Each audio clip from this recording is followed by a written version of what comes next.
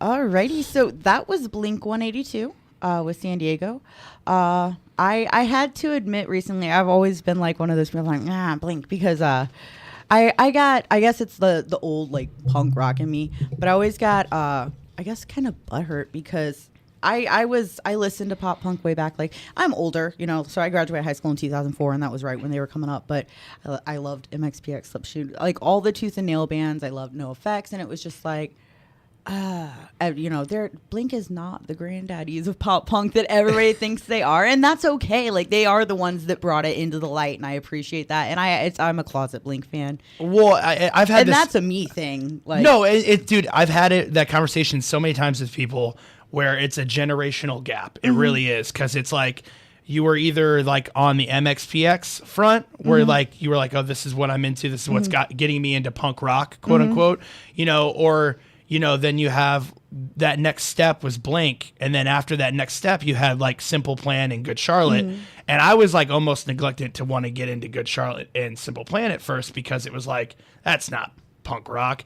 It's not. And then I realized that like the next generational gap, then you had like, the Newfound Glory, the Starting Line, and I got really into that. And I was like, I should stop being stubborn, and I'm going to go back and like all of this for what it is. Right. It's just a different time. Well, music evolves, and that's what it is. Yeah. Go back and look at like chamber music in You the don't have 1700s. We don't do that anymore. You don't have to understand it, but you always get those like, older punk rock dudes that are like, that's not punk rock.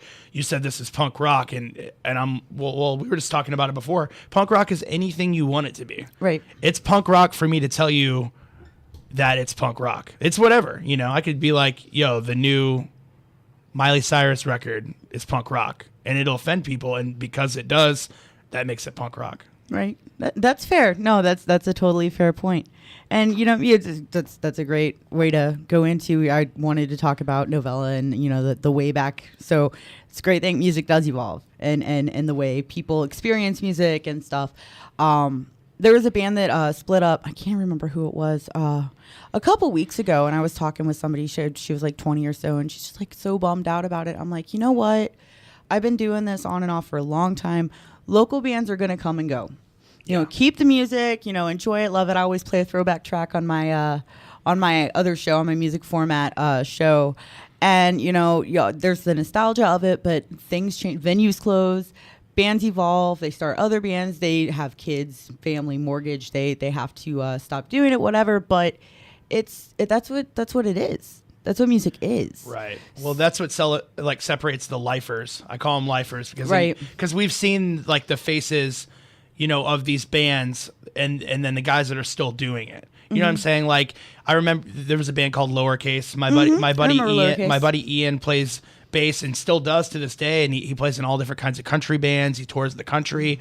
Obviously you have the Behind the Blindfold. You have Pat, who's still doing the Monster Eats Manhattan stuff, and you see Bon, who's been doing Bon's been doing it forever and jumping from band to band, and just and Matt Amelung, Matt, still doing it.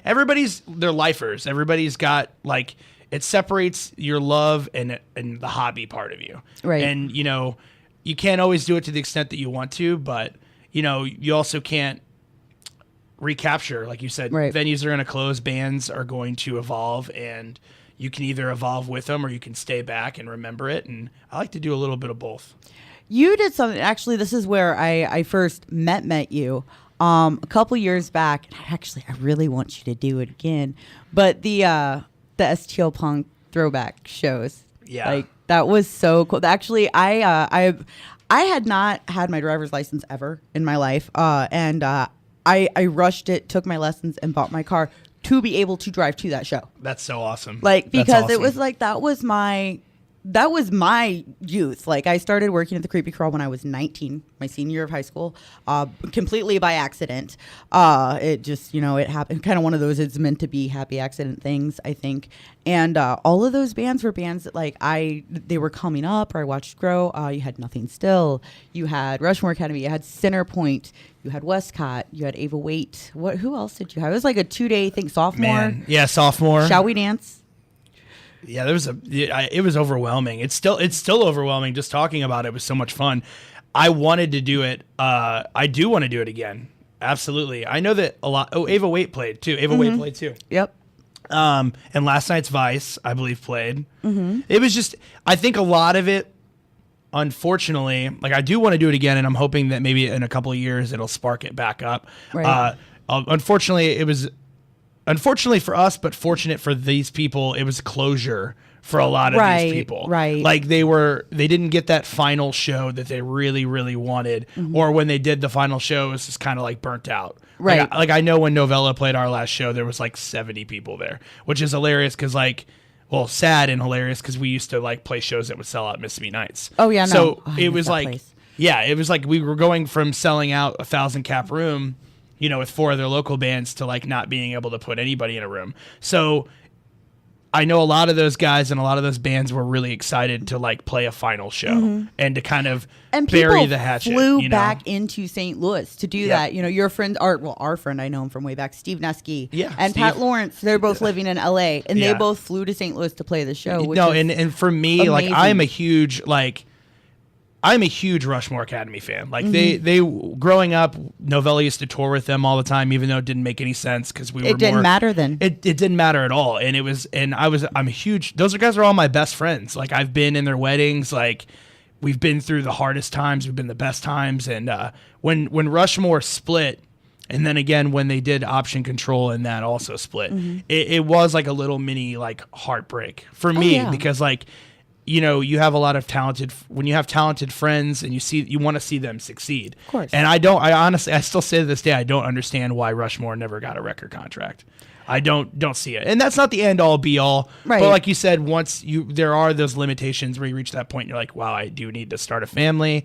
I have to provide for that family, like playing these local shows at Creepy Crawl and Fubar and, you know, nothing against that, but it's like playing those shows wasn't putting food on the table. Of course not. And so, unfortunately, you have to grow up. Right. And a lot of people either grow up and they disappear or they grow up and they stick around and kind of hang out on the sidelines and they start new bands. And yeah, Steve is one of my best friends and he's crazy talented, like crazy. Oh, no, yeah.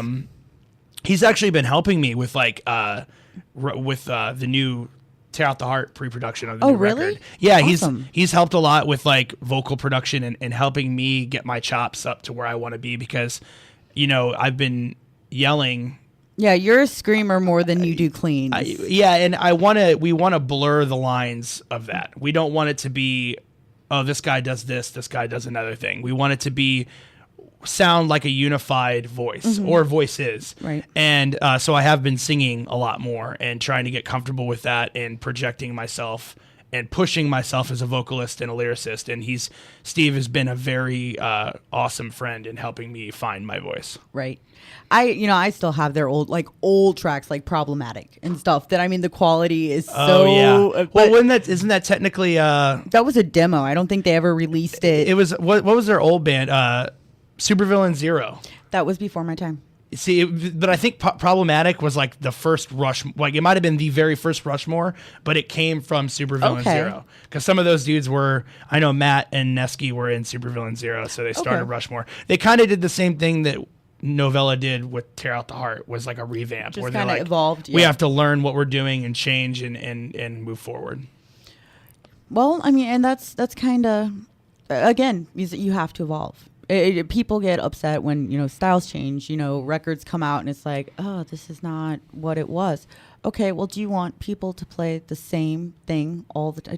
Think about how boring that would get. Yeah. Like if every record that somebody released sounded exactly the same. And that's great if that's your thing, I guess, but it's tricky. It really is, especially growing up in the Midwest because we're nostalgia. Like I'm very guilty of like loving nostalgia and finding those hole in the wall like restaurants and bars that you want to go to and that's it. And people don't want change, and you don't want to abruptly change so where you offend everybody, but you want to slowly evolve. Right. And that's how it goes with everything, not just so there's music. A strategy to it. Right. I always refer to, a lot of people get really offended about Fall Out Boy and where they are now in their careers, but I could argue that if you go back and you listen to it, they did a very good job of evolving into the band that they probably knew they wanted to be second record in. Right.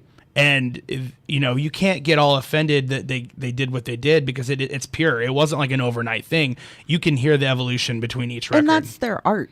That's, I had a conversation with someone earlier today, and they're like, oh, this blah, blah, blah, this just genre sucks. And I'm like, I agree with you in a way that it's a dead genre. And we were talking about like the old, like Nickelback, Sick Puppies, like, I don't want to say butt rock, but like, the dad rock kind of. Dad rock. I like how that's the new thing to where we don't have to be, because we all know St. Louis loves dad rock. That is like, we have a market for that. We are one of the only few markets where it is thriving. Yeah. Like, it is massive. So it sucks to like have a word like butt rock. So I'm glad that we have dad rock. Dad rock. Because I have many friends in dad rock bands. I was talking to a kid that I had never talked to before, having a conversation, and we were talking about We Are United and stuff. And he's like, well, you guys don't do any metal shows. I was like, well, I'm trying to work on that actually. Oh, you do all the pop punk and you do all the dad rock. And it's like, okay, yeah. He's like, this sucks. I'm like, I appreciate that you don't enjoy that. And I don't always enjoy that style of music either. But that's still somebody's art that they're taking the time to practice, to write, to sell tickets, to hustle. Yeah. And play out. I mean, just like you do that with your genre and the work it takes, just because you don't appreciate somebody else's music or style doesn't mean that it doesn't take the same amount of work. I think it just, for a lot of people, it's oversaturation. Like, they don't want to go to a show. I'm the same way. I don't want to go to a 5-band metal show. I don't want to go to a 5-band pop punk show. I don't want to go to a 5-band alternative rock show. Like, that's just not right. And I'd be lying to myself and everybody else if I say I go to these shows and I pay full attention to these bands. Mm-hmm. So that's why, I like when we have shows, we like to throw like a Minical Drive, and we've played with the Monster Eats Manhattan.